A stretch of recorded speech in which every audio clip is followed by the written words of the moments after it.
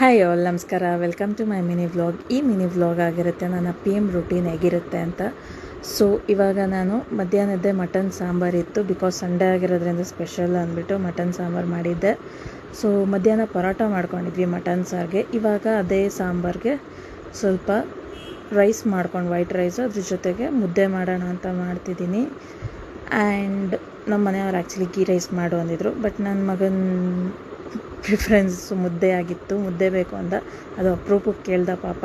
So ಹೆಂಗಿದ್ರು ಕೇಳ್ತಿದ್ದಾನಲ್ಲ ಅಂದ್ಬಿಟ್ಟು ಮಾಡಿಬಿಟ್ಟು ಅದ್ರ ಜೊತೆ ವೈಟ್ ರೈಸ್ ಸಹ ಪ್ರಿಪೇರ್ ಮಾಡಿದೆ. ಸೊ ಮುದ್ದೆ ತಿಂದಮೇಲೆ ಒಂದು ಸ್ವಲ್ಪ ಆದರೂ ವೈಟ್ ರೈಸ್ ಇದ್ದರೆ ಅದೊಂಥರ ಸಮಾಧಾನ ಅದು, ಬಿಕಾಸ್ ಇಲ್ಲಾಂದರೆ ಮುದ್ದೆ ಒಂಥರ ಸ್ಟಕ್ ಆದಂಗೆ ಆಗಿಬಿಟ್ಟಿರುತ್ತೆ.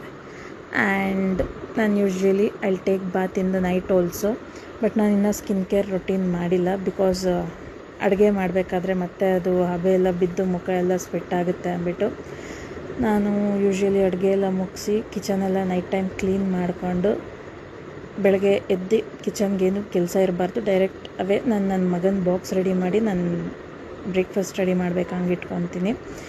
ಸೊ ಸ್ಕಿನ್ ಕೇರ್ ರೂಟೀನ್ ಒಂದು ಬಾಕಿ ಇದೆ. ಇದಾದಮೇಲೆ ಇದಾಗಿತ್ತು ನನ್ನ PM ರೂಟೀನ್. ಇಷ್ಟ ಆದರೆ ಪ್ಲೀಸ್ ಲೈಕ್ ಮಾಡಿ. Thank you so much for watching.